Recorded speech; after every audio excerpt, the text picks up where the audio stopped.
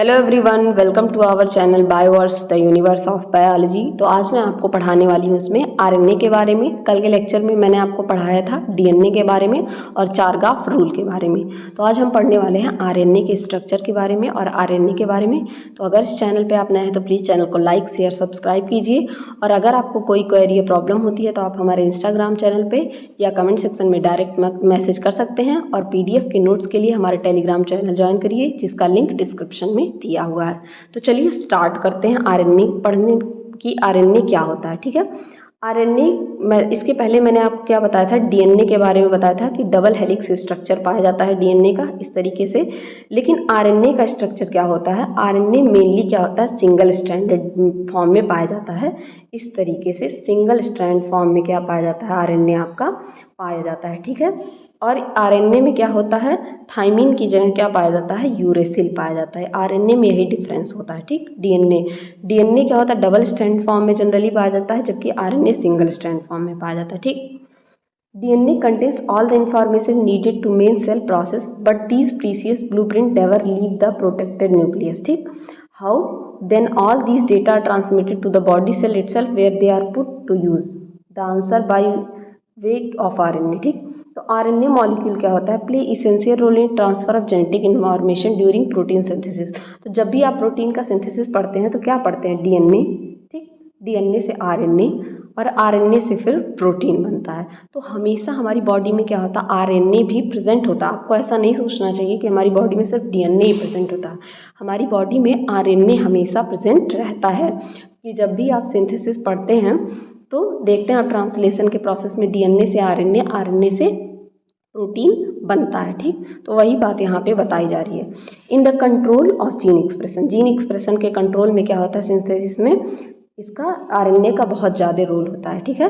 Diverse function of RNA molecule in living organism also include catalytic activity and storage of genetic information, ठीक है। इसके diverse function पाए जाते हैं living organism में। ये कैटालिटिक एक्टिविटी मतलब ये कैटालाइजर की तरह भी काम करता है। जैसे बहुत सारे एंजाइम कैटालिटिक एक्टिविटी परफॉर्म करते हैं, जैसे कि लाइगेज, आइसोजाइम, उसी तरीके से क्या होता है, इसमें कैटालिटिक एक्टिविटी भी पाई जाती है और ये जेनेटिक इन्फॉर्मेशन में भी रोल प्ले करता है, ठीक। एक आरएनए ऐसा पाया जाता है जो कैटालिटिक एक्टिविटी में प्ले करता है, उसे क्या बोला जाता है, राइबोजाइम बोला जाता है, मतलब ribo nucleic acid enzyme. Ribozyme क्या होते हैं, ऐसे आरएनए मॉलिक्यूल्स होते हैं जो कैटालिटिक एक्टिविटी शो करते हैं। कभी कभी आपसे राइबोजाइम पे शॉर्ट नोट्स पूछ लिए जाते हैं तो आपको पता ही नहीं होता है एक्चुअल में राइबोजाइम है क्या। तो राइबोजाइम क्या होते हैं, ये कैटालिटिक एक्टिविटी शो करने वाले आरएनए होते हैं, ठीक है। Before the discovery of ribozymes, enzymes were only the catalytic protein. Ribozyme की डिस्कवरी से पहले क्या था, एंजाइम ही बस केवल कैटालिटिक प्रोटीन्स थे, आरएनए नहीं था। लेकिन जब आरएनए की डिस्कवरी हुई, राइबोजाइम की डिस्कवरी हुई, तो पता चला कि सिर्फ एंजाइम बस कैटालिटिक एक्टिविटी नहीं शो करते हैं, आरएनए भी कैटालिटिक एक्टिविटी शो करते हैं। इन 1989 में Thomas R Cech and Sidney Altman share the Nobel prize in chemistry of the discovery of catalytic property of RNA. इन दो साइंटिस्ट को, थॉमस को और सिडनी को, क्या मिला, नोबेल प्राइज मिला। किसकी डिस्कवरी के लिए, कैटालिटिक प्रॉपर्टी ऑफ आरएनए की। इन्होंने डिस्कवर किया कि आरएनए में क्या होता है, कैटालिटिक प्रॉपर्टी भी पाई जाती है, ठीक है। RNA also act as genetic material and term as genetic RNA.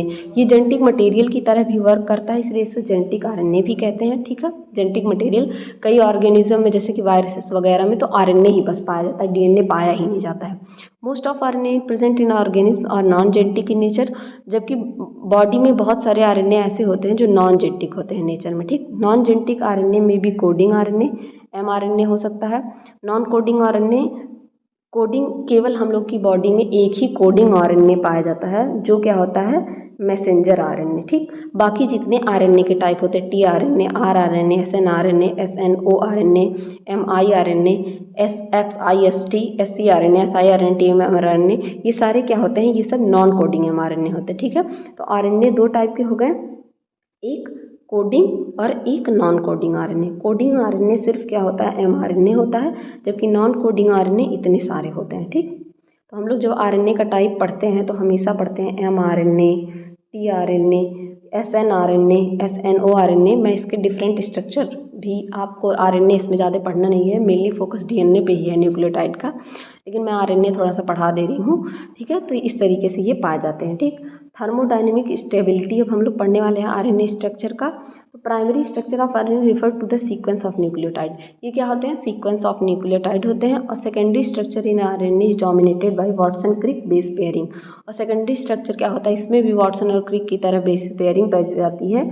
ए का किसके साथ, यू के साथ, क्योंकि यहाँ पे ए टी नहीं पाया जाता, टी की जगह पे क्या पाया जाता है, यूरेसिल, और जी का सी के साथ, ठीक। हमेशा डीएनए से आरएनए क्या होता है, डिफर होता है, क्योंकि यहाँ पे जी के साथ सी और ए के साथ यू की पेयरिंग होती है, ठीक, दो बॉन्ड के साथ, ठीक, हमेशा दो बॉन्ड रहेगा। This fundamental interaction between bases leads to the formation of double helical structure of varying length. इसमें क्या होता है, डबल हेलिकल स्ट्रक्चर भी पाए जाते हैं, लेकिन मेनली क्या होते हैं, ये सिंगल स्ट्रैंड पाए जाते हैं। इसी तरह से डीएनए में मेनली डबल हेलिकल पाया जाता है, लेकिन वो भी सिंगल स्ट्रैंड में पाए जा सकते हैं, ठीक। यहाँ पे देखिए, in RNA double helical tract are generally short, double helical tract क्या होते हैं, जनरली शॉर्ट होते हैं, ठीक। RNA double helical adopt the A form structure, A form में पाए जाते हैं, which differ significantly from the B canonical adopted DNA double helix, जो बी डीएनए फॉर्म पाया जाता है, ठीक है, डीएनए में जो बी फॉर्म पाया जाता है, जबकि आरएनए में ए फॉर्म पाया जाता है, ठीक। ए फॉर्म क्या होते हैं, ए फॉर्म डीएनए पाया जाते हैं और बहुत शॉर्ट टर्म के लिए पाया जाते हैं, ठीक है। तो आपको पता ही है कि ए बी जेड क्या होते हैं, थोड़ा थोड़ा एक दूसरे से वेरिएट करते हैं। आरएनए का secondary structure generally more stable होता है देन टर्सरी स्ट्रक्चर, इसका सेकेंडरी स्ट्रक्चर क्या होता है, टर्सरी स्ट्रक्चर से मोर स्टेबल होता है, ये मोर स्टेबल होता है, ठीक। यहाँ पे ये बोला गया है, दस formation of secondary structure dominate the process of RNA folding, तो इस वजह से क्या होती है, आरएनए में फोल्डिंग्स हो जाती है। और आरएनए का जो टर्सरी स्ट्रक्चर होता है उसमें रिलेटिवली वीक इंटरेक्शन पाया जाता है परफॉर्म्ड सेकेंडरी स्ट्रक्चर एलिमेंट, ठीक।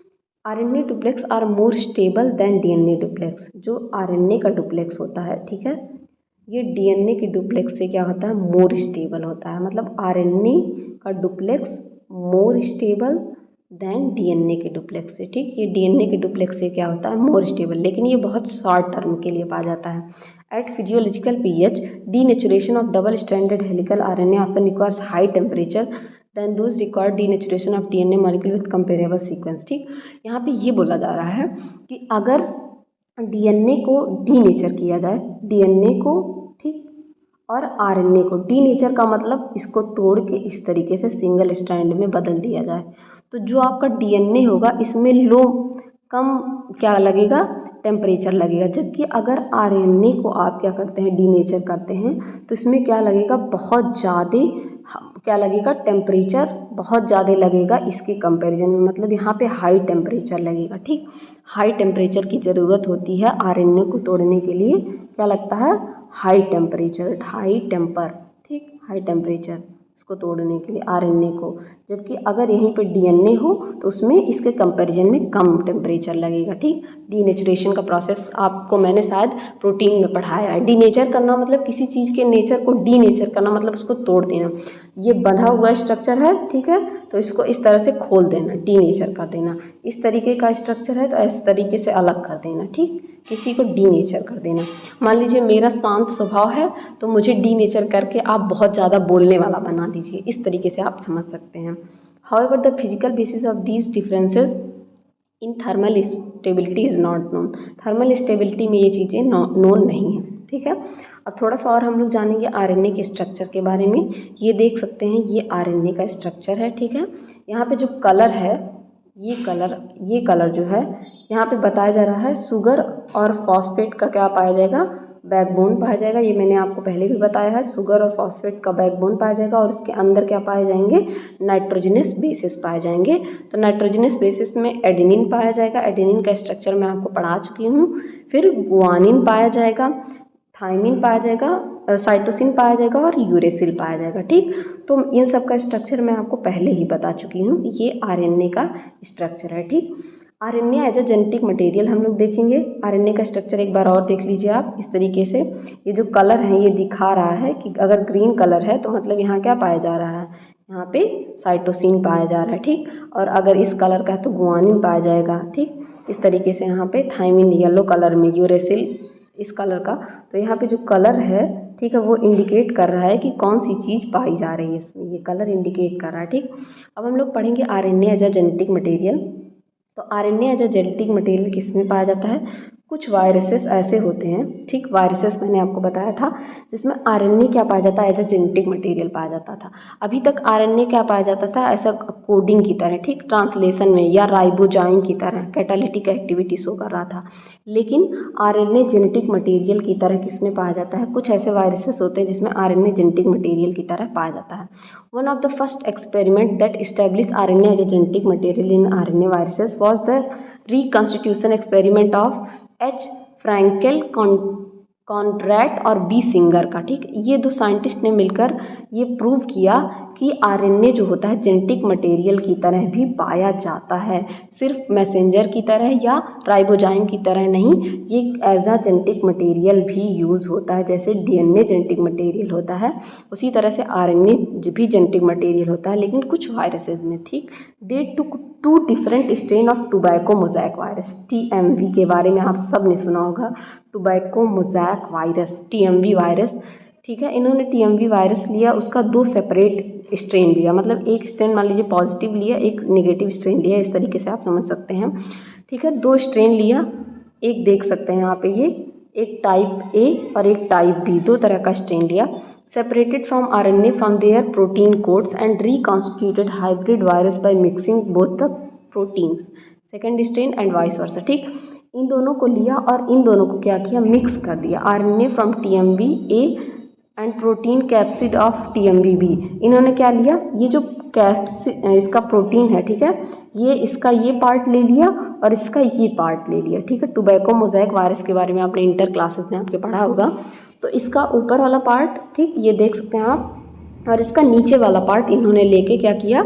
इनको हाइब्रिड बना दिया, मतलब कंबाइन कर दिया। ठीक, इस तरीके से कंबाइन कर दिया। और when the hybrid virus was separated from on tobacco leaves, जब इसको टोबैको लीफ पे सेपरेट किया तो lesion the developed correspond to TMV from which the RNA has been obtain, और इस तरह से क्या किया? टीएमवी को ऑब्टेन किया। Thus it concluded that RNA serve as a genetic material, तो इससे पता चला कि RNA as a genetic material भी सर्व किया जाता है। ठीक, आप देख सकते हैं आरएनए को जेनेटिक मटेरियल की तरह भी सर्व किया जाता है। तो इतनी चीज़ें आपको आरएनए के बारे में पढ़नी थी। होप आपको इतनी चीज़ें आरएनए के बारे में समझ आई गई होंगी। और मेनली आप आरएनए में टाइप पढ़ते हैं, एमआरएनए के बारे में, टीआरएनए के बारे में, तो एक मैं उस पे के ऊपर भी बना दूँगी लेक्चर, लेकिन बेसिकली आपको इतना ही आरएनए के बारे में पढ़ना था। तो होप गाइस ये वीडियो आपके लिए हेल्पफुल रहा होगा। हेल्पफुल रहा तो प्लीज़ अपने दोस्तों के साथ भी शेयर कीजिए और बने रहिए इसी तरह हमारे चैनल पर और अच्छी वीडियोज़ के लिए।